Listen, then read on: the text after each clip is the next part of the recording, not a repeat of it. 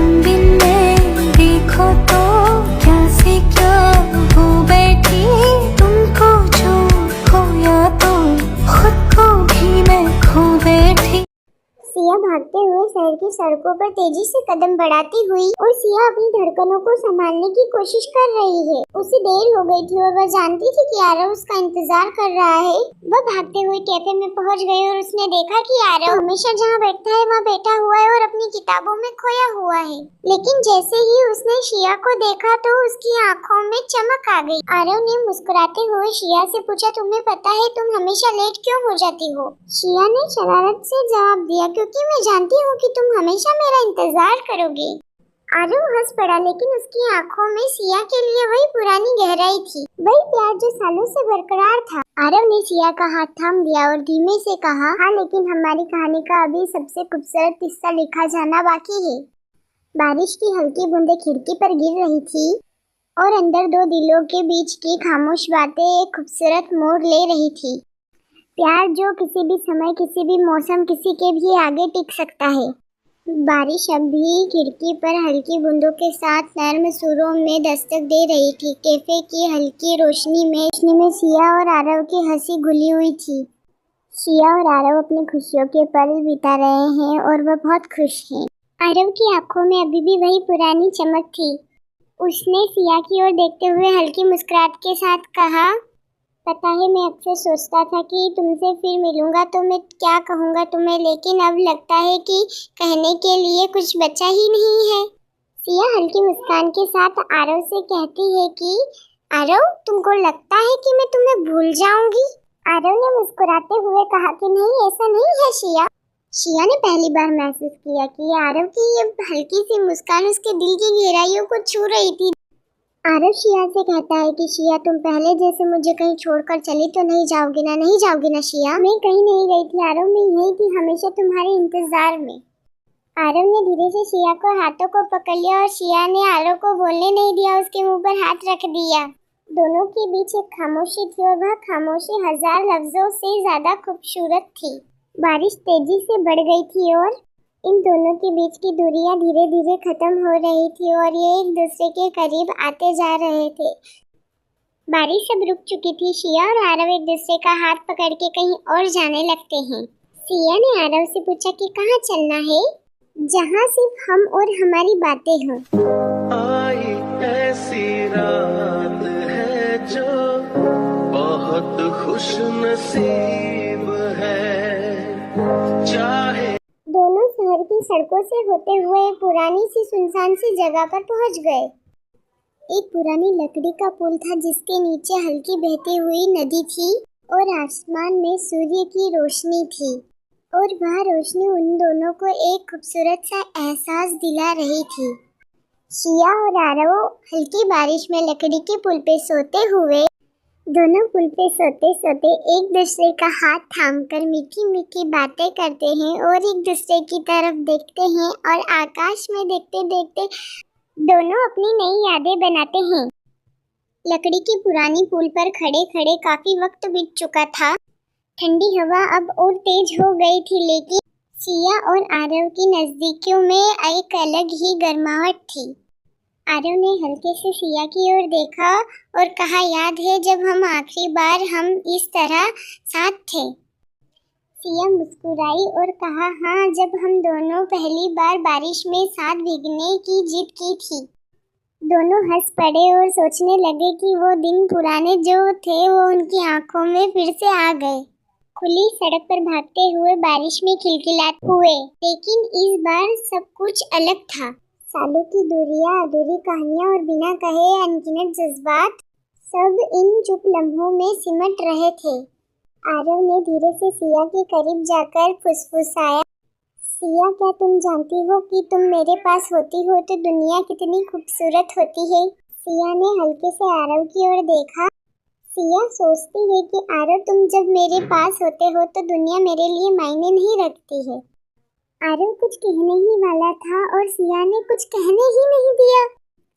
सिया आरव को कहती है कि आरव, बस अब तुम्हें तुम्हारे घर जाना चाहिए और मुझे भी मेरे घर जाना चाहिए, क्योंकि मेरी मॉम मेरा वेट कर रही होगी।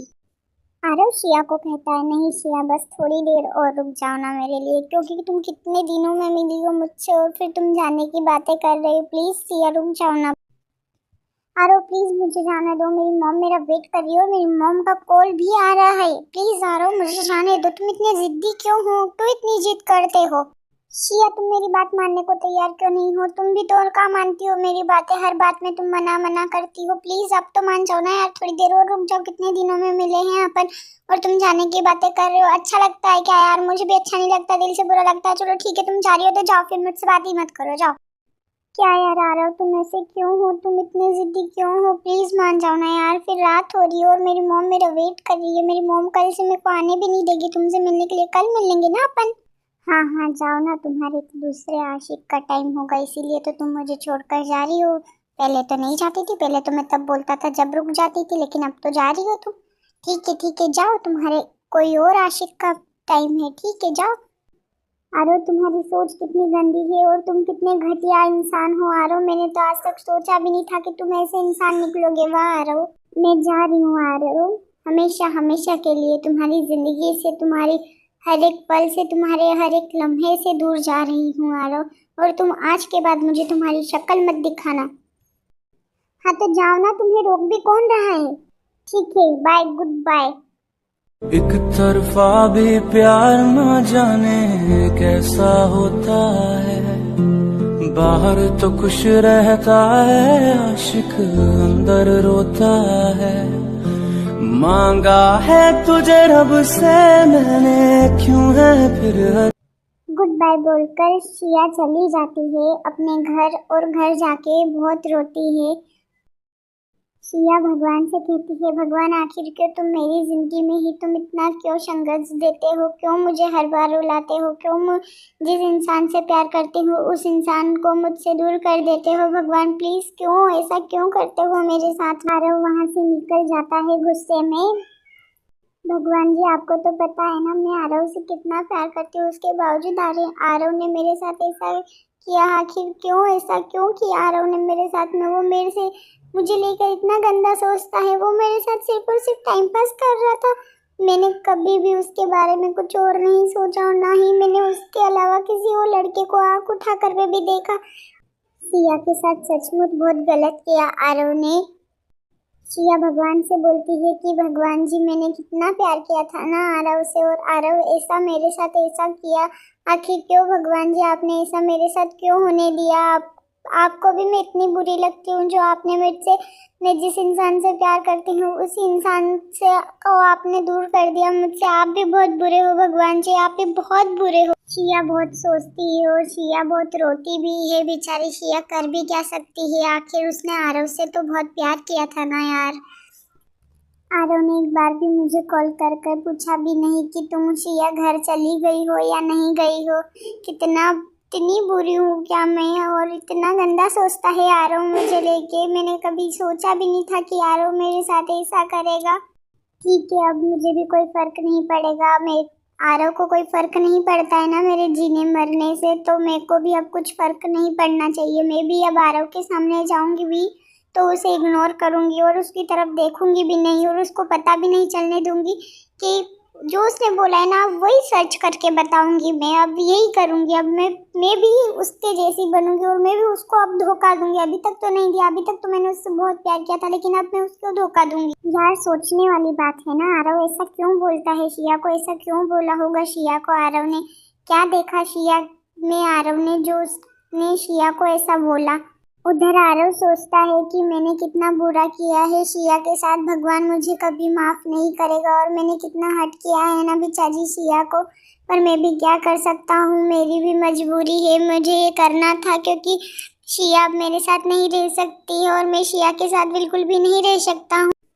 ऐसा क्या हुआ जो आरव इतना प्यार करता है शिया को और शिया को उसने दर्द दिया, उसको हर्ट किया? ऐसा क्यों किया होगा ना आरव ने शिया के साथ में? ऐसा क्या हुआ जो ऐसा सोच रहा है आरव और ऐसा किया है आरव ने? क्या आरव की लाइफ में कोई और लड़की आ गई है? सुबह होते ही शिया रेडी होकर कहीं जाती है। शिया पार्क पहुंच गई बिना बताए, किसी को भी ना बताया, और शिया पार्क में पहुंच गई। पार्क में पहुंचते ही शिया एक पेड़ के पीछे छुप गई और छुप छुप कर आरव को देखती है पेड़ के पीछे से, लेकिन आरव के सामने नहीं जाती है, उसको नहीं पता चलने देती है कि वो देख रही है, और वो छुप छुप के आरव को देखती है पेड़ के पीछे।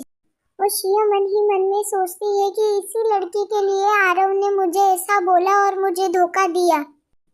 आरव मुझसे दूर जाने का बहाना ढूंढ रहा था और उसे मिल भी गया।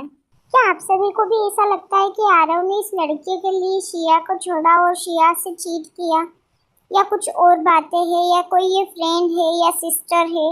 क्या हो सकता है?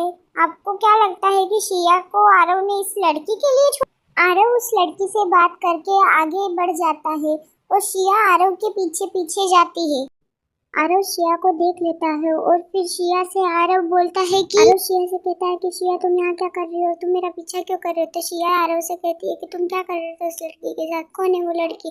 तो आरव शिया से बोलता है कि तुम्हें क्या करना, वो लड़की कोई भी हो। शिया उससे बोलती है कि करना है मुझे, तुमने इस लड़की के लिए मुझे छोड़ा है।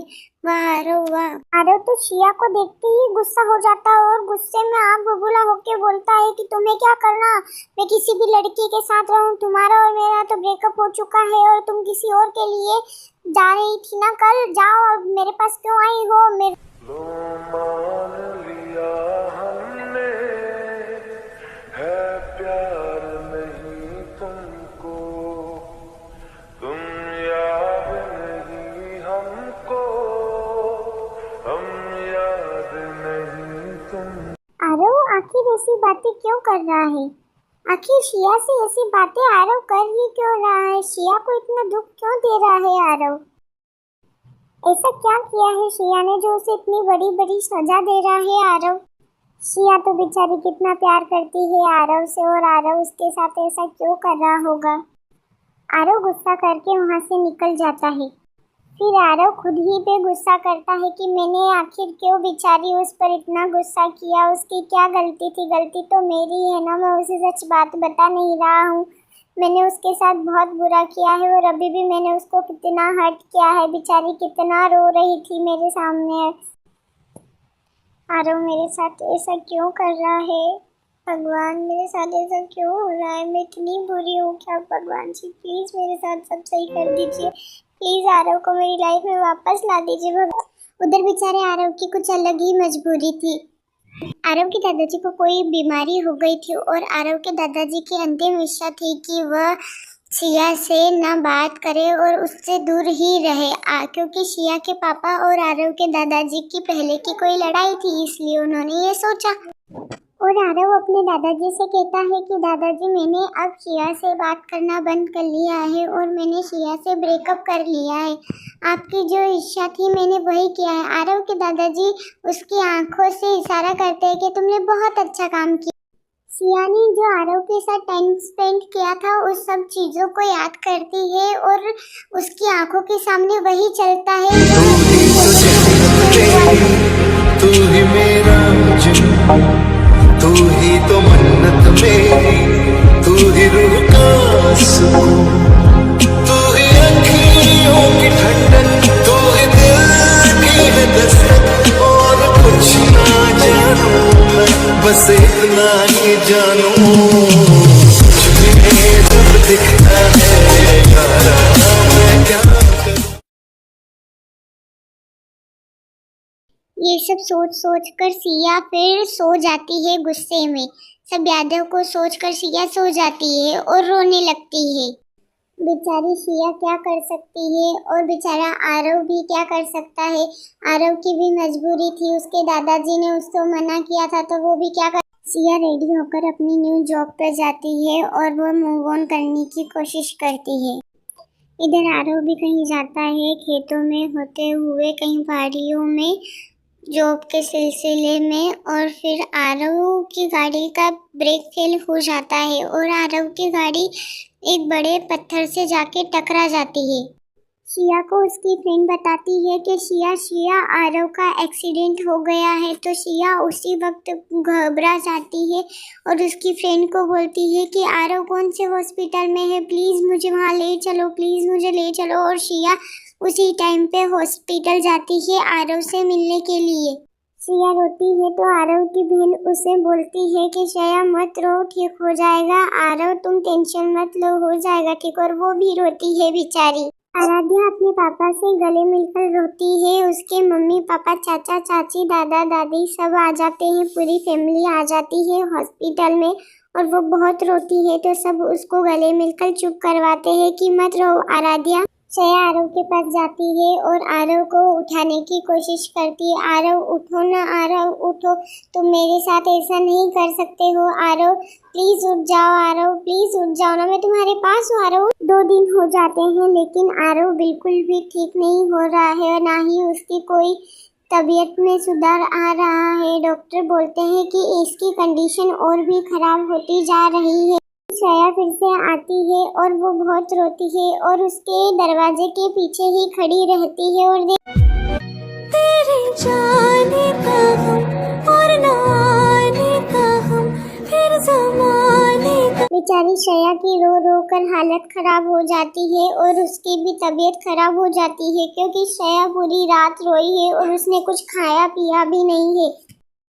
आरव को होश आ जाता है और उसकी सिस्टर उसको बताती है कि श्रेया बेहोश हो चुकी है। फिर भी श्रेया वो गेट को ठोकती है क्योंकि डॉक्टर ऑपरेशन करते हैं तो अंदर नहीं जाने देते और श्रेया वहीं पे बेहोश हो जाती है, गिर जाती है और बेहोश हो जाती है। और उसके दादाजी भी बोलते हैं आरव पूरा क्रेडिट तुम्हारे ठीक होने का श्रेया को जाता है, उसने ही मिन्नतें मांगी है और तुम्हें ठीक किया है। जाओ आरव जाओ, उसके पास जाओ।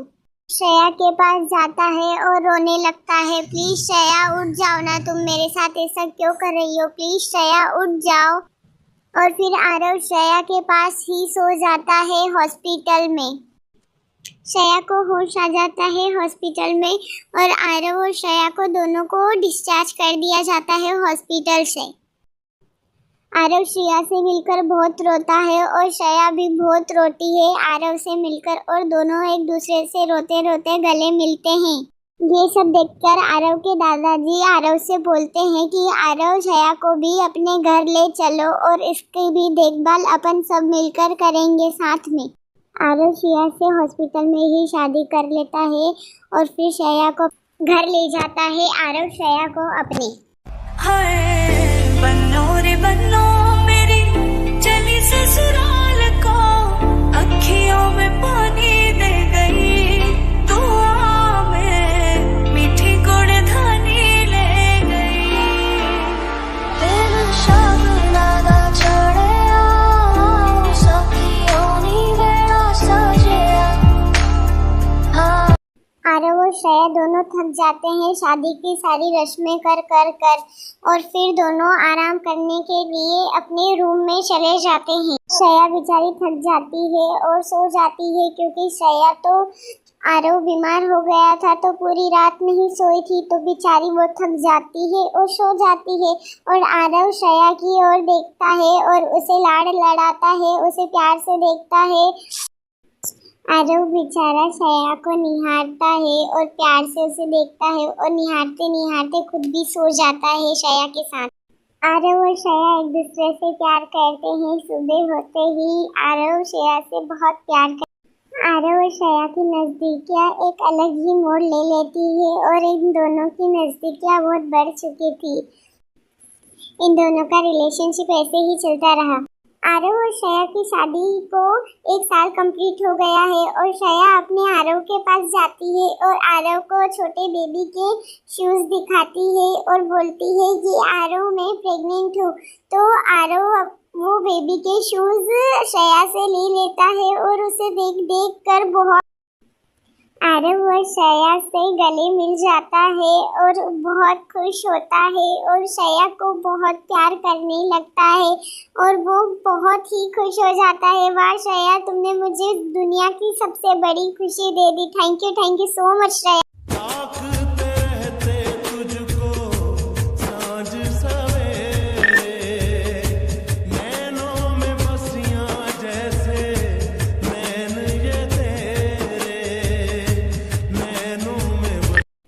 आरव श्रेया का हाथ पकड़कर नीचे ले जाता है और अपने घर वालों को बुलाता है, mom dad please come here. और सब आ जाते हैं उनके घर वाले और वो पूछते हैं ऐसा क्या हुआ जो तुम चिल्ला रहे हो? मॉम आपको पता है मैं पापा बनने वाला हूँ। पूरी फैमिली वाले सब खुश हो जाते हैं, श्रेया को टेस्ट देते हैं और सब बोलते हैं ऐसे ही खिलखिलाते रहो। श्रेया की प्रेगनेंसी का पता चलने के बाद आरव कहीं पे भी नहीं जाता था और श्रेया का बहुत ही ख्याल रखता था और ऐसे ही दिन बीतते गए और श्रेया की डिलीवरी का टाइम आ गया है। आरव शिया से बहुत प्यार करने लगता है और आरव शिया से कहता है शिया मुझे तो एक तुम्हारे जैसी प्रिंसेस चाहिए, तुम्हारे जैसी ही लड़की चाहिए मुझे। और एक दिन बहुत अर्जेंट काम आ जाता है तो आरव को बिजनेस के काम के सिलसिले से कहीं बाहर जाना पड़ता है और आरव अपने काम से बाहर चला जाता है किसी और देश में। आरव को बाहर जाए हुए 3 दिन हो चुके हैं और एकदम श्रेया का डिलीवरी का टाइम आ जाता है। श्रेया को बहुत जोर से अपने पेट में दर्द होने लगता है तो आरव के पापा आरव को कॉल कर बोलते हैं कि आरव तुम कहीं भी हो जल्दी आ जाओ, श्रेया का डिलीवरी का टाइम हो चुका है, आरव जल्दी आओ। तो आरव बोलते हैं हाँ पापा बस मैं अभी निकल रहा हूँ। आरव भागने लगता है और भागकर अपनी कार के पास जाता है और हॉस्पिटल के लिए निकल जाता है। घर वाले सब श्रेया को हॉस्पिटल ले जाते हैं और फिर एडमिट कर देते हैं और इतने में ही आरव श्रेया के पास पहुँच जाता है। आरव हॉस्पिटल में पहुंचकर श्रेया के पास जाता है और श्रेया को पकड़ के बैठ जाता है। थोड़ी देर होने के बाद डॉक्टर श्रेया से आरव को दूर कर देते हैं कि अब डिलीवरी का टाइम हो चुका है, आप बाहर जाओ। थोड़ी देर बाद मालूम पड़ता है कि आरव और श्रेया का एक छोटा सा बेटा आया है इस दुनिया में। आरव शिया बिल्कुल बहुत खुश हो जाते हैं और शिया आरव से बोलती है मैंने बोला था ना कि मुझे राजकुमार चाहिए, लो मेरा तो बेटा है, मेरा तो राजकुमार हुआ है। आरव और आरव की फैमिली वाले शिया और अपने राजकुमार को लेकर दोनों को लेकर अपने साथ अपने घर को चले जाते हैं और आरव शिया और अपने राजकुमार का इन दोनों का बहुत अच्छे से ख्याल रखता था। आरव शिया से कहता है thank you so much Shiya, तुमने मुझे पापा बना दिया, thank you Shiya, thank you so much. और शिया और आरव दोनों ही गले मिलते हैं और एक दूसरे से बहुत प्यार करते हैं। अब धीरे धीरे आरव अपने ऑफिस भी जाने लगता था और अपने दोनों माँ बेटे का दोनों का ख्याल भी रखता था। और आरव की फैमिली वाले बोलते थे आरव अब तुम तुम्हारे काम पे भी जा सकते हो, हम दोनों श्रेया और राजकुमार का ख्याल रख लेंगे। आरव फिर भी भरोसा नहीं करता था। आरव ऑफिस से आया और देखा कि श्रेया और राजकुमार दोनों सो गए हैं तो आरव बहुत खुश हो गया। आरव अपने बेटे के साथ खेलता है और उसे बहुत सारा प्यार करता है। शिया आरव को बोलती है कि बेबी देखो मेरे जैसा लगता है तो आरव शिया को बोलता है नहीं नहीं तुम झूठ बोल रहे हो बेबी, तुम मेरे जैसे लगते हो ना। शिया आरव से बोलती है आरव तुम अब ऑफिस जाओ और बेबी को मुझे दे दो। आरव शिया को और अपने बेबी को बाय बोलकर आई लव यू बोलकर ऑफिस चला जाता है। जैसे ही ऑफिस से आता है और अपने बच्चे के साथ खेलने लग जाता है टेरेस पे जाकर और अपने बच्चे को लाड लड़ाता है। जैसे जैसे दिन बीतते गए और आरव और शिया का बेबी भी बड़ा होता गया और शिया के ऊपर आरव के घर वाले बहुत ज़्यादा काम करवाने लगे और काम का प्रेशर देने लगे। पर शिया आरव को नहीं बताती थी क्योंकि उनके घर में झगड़ा होगा इसलिए वो आरव को नहीं बताती थी। पर एक दिन आरव के सामने शिया को चक्कर आ गई और वह गिरने गई तो आरव ने बचा लिया उसको और उसकी गोद में उठा लिया, आराम करने के लिए बोल दिया। फिर वह सबको खाना खिलाने लगी तो उसकी सास के पास गई तो उसकी सासू माँ ने गिरा दिया नीचे और फिर आरव ने उसके पास बुलाया, उसका हाथ पकड़ लिया और फिर सब पे बहुत जोर से चिल्लाने लगा किसकी हिम्मत हुई, क्यों कर रहे हो तुम ऐसा, इसके साथ ये बोलती नहीं इसका मतलब ये थोड़ी ना है। फिर आरव ने शिया को मना कर दिया कि तुम आज के बाद कुछ भी काम नहीं करोगी, मेरी कसम है तुम्हें। शिया ने बोला आरव अपना घर है और अपनी फैमिली वाले हैं, जो कुछ बोल दे तो बुरा नहीं मानते, तुम इसीलिए तो तुम पे चिल्लाते हैं, तुम जवाब क्यों नहीं देती हो शिया। अब जो कुछ भी तुम्हें कोई भी कुछ बोले तो तुम पहले मुझे बताना। शिया आरव से बोलती है, आरव मुझे जाने दो और मेरे को बेबी को कल स्कूल भेजना है, मुझे सोना है। रात हो गई और शिया और आरव दोनों सोने के लिए गए और इनका बेबी दादाजी और दादी जी के साथ था। आरव सोते हुए सोचता है कि बेचारी शिया कितना काम करती है मेरे घर में और बेचारी थक जाती है। आरव बोलता है कि बेचारी शिया बेबी को भी दिन भर रखती है और उसके पीछे पीछे भागते हुए भी थक जाती है, फिर भी बेचारी कुछ नहीं बोलती कि मैं थक गई हूँ और खुशी खुशी रहती है सबके साथ में। और मेरी फैमिली वाले भी शिया को कितना परेशान करते हैं, पर इसने आज तक मुझे नहीं बताया कि मेरे साथ में ये हो रहा है। कितनी अच्छी है ना। आरव कैफे वाली सारी बुरी आदतें और सारी बुरी बातें याद करता है और सोचता है कि मैंने कितना ही बुरा किया है और बेचारी को कितना रुलाया है, फिर भी ये मेरे पास आ गई और मेरे को बचा लिया इसने, नहीं तो मुझे कुछ भी हो सकता था। कितनी अच्छी है यार ये बेचारी लड़की। सुबह होते ही आरव शिया से पूछता है, क्यों शिया तुम्हें गुस्सा नहीं आता? मैं तुम्हें कितना तंग करता हूँ, बाबू तुम्हें कितना तंग करता है, फैमिली वाले तंग करते हैं, बोलो ना। शिया आरव से बोलती है कि नहीं आरव मुझे बिल्कुल भी गुस्सा नहीं आता, बस थोड़ी थक जाती हूँ, बाकी तो गुस्सा बिल्कुल भी नहीं आता। शिया मैं कितना लकी हूँ जो तुम मेरे पास हो, मेरी फैमिली वाले भी कितने लकी है जो तुम मिली हो उनको, फिर भी उनको तुम्हारी कदर नहीं है। कोई बात नहीं आरव, मैं उन्हें और खुश रखने की कोशिश करूंगी। शिया आरव से बोलती है कि चलो आरव अब अपन अपने बेबी के पास चलते हैं, वो क्या कर रहा होगा घर में अकेला। आरव बस करो, अब चलो भी अंदर बेबी के पास, चलो आरव। दोनों बेबी के साथ जाके सो जाते हैं और उसके साथ खेलते हैं। आरव बेबी को कौन से स्कूल में डालेंगे, बेबी बड़ा हो गया तो। शिया जिस स्कूल में तुम बोलो उस स्कूल में अपन बेबी को डाल देंगे, मेरे स्कूल में डाल दे क्या बेबी को? अरे शिया से बोलते, शिया मेरा बच्चा क्या कचरा है जो तुम डाल दोगी? डाल दो बात कर रही हो, एडमिशन करवाना है ऐसा बोलो ना, बोलती जा रही हो डाल दो। अरे तो थोड़ा तुम भी समझ जाया करो, डाल दो से मतलब स्कूल में डालने की बात कर रही हूँ, कोई कचरा के पैकेट में डालने की थोड़ी ना बात कर रही हूँ कि कूड़े डाल में डाल दो। मैंने तो यही बोला ना कि स्कूल में डाल दो। आरव शिया बात ही कर रहे थे, इतने में आरव के पास फोन आ जाता है। आरव शिया की मम्मी का के शिया के पापा को हार्ट अटैक आ गया है और उन्हें हॉस्पिटल ले जाना है। आरव शिया की मम्मी को बोलता है कि मम आप बिल्कुल भी टेंशन मत लीजिए, मैं जल्दी आ रहा हूँ और आप पापा को चुप मत रहने दीजिए, आप पापा से कुछ ना कुछ बातें करते रहिए, तब तक मैं आ जाऊंगा। मम मैं बस अभी आया, आप रोइए मत, मैं अभी आया। शिया आरव से पूछती है, आरव तुम इतनी जल्दी में कहाँ जा रहे हो? तो आरव शिया से झूठ बोलता है और बोलता है कि मैं मेरे ऑफिस के सिलसिले में जा रहा हूँ, फैक्ट्री में आग लग गई है इसलिए मैं जल्दी जा रहा हूँ। आरव हॉस्पिटल में ले ही जाता है और एडमिट करता है, इतने में शिया के पापा की डेथ हो जाती है और वो मर जाते हैं। फिर वो आरव सोचता है कि शिया को मैं कैसे बताऊंगा उससे झूठ बोल कर आया हूँ, मुझे कभी माफ नहीं करेगी। शिया को जैसे ही पता चलता है वो भागते हुए हॉस्पिटल पहुंच जाती है और हॉस्पिटल में जाकर बहुत रोती।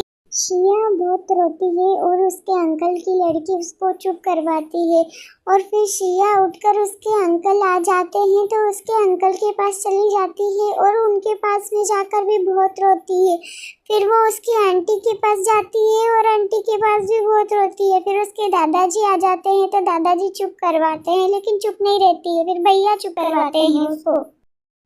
आरव शिया को समझाता है कि शिया प्लीज तुम चुप हो जाओ और मत रो, प्लीज चुप हो जाओ, मैं हूँ ना तुम्हारे पास में, बिल्कुल भी टेंशन मत लो, मैं तुम्हारे साथ हूँ, हमेशा हर वक्त तुम्हारे साथ हूँ, मत रो शिया, रोने से वो वापस नहीं आएंगे। आरव शिया को बोलता है कि शिया अपने घर चलो और घर चलकर आराम करो, प्लीज शिया चलो, तुम बीमार हो जाओगे, शिया रो नहीं, शिया वो रोने से तुम्हारे पापा वापस नहीं आ जाएंगे, शिया प्लीज घर चलो।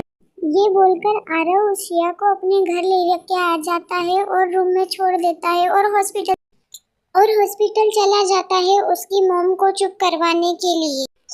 शिया रूम में जाकर बैठी बैठी बोलती है भगवान से कि भगवान जी पहले आपने मेरे साथ बहुत बुरा किया है और अब भी आप मेरे साथ ऐसा कर रहे हो, क्यों मेरी खुशी देखी नहीं जाती? क्या भगवान आपसे ऐसा क्यों करते हो? मेरे हंसी जैसे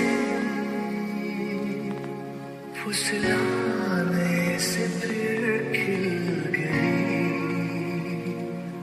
कुछ ऐसा ही अब महसूस दिल को हो रहा है बरसों के सिया बेचारी रोते रोते सो जाती है और उसे नींद आ जाती है। आरव सिया की माँ को घर ले जाता है और उन्हें भी सुला देता है और घर आकर देखता है कि सिया भी सो चुकी है। आरव सिया को देखकर सोचता है कि सिया अपने घर में एक लौती लड़की है और अपने पापा की लाडली थी। सिया को कितना दुख हुआ है अपने पापा के जाने का, कोई कुछ अंदाज़ा भी नहीं लगा सकता है। बस अपन सिया को खुश रखने की कोशिश करूँगा। अब मैं सुबह होते ही सिया के साथ में रहूँगा, ऑफिस जाना बंद कर दूँगा और सिया के साथ में ही रहूँगा और बेबी भी स्कूल जाना बंद कर देगा और सिया के साथ ही खेलेगा।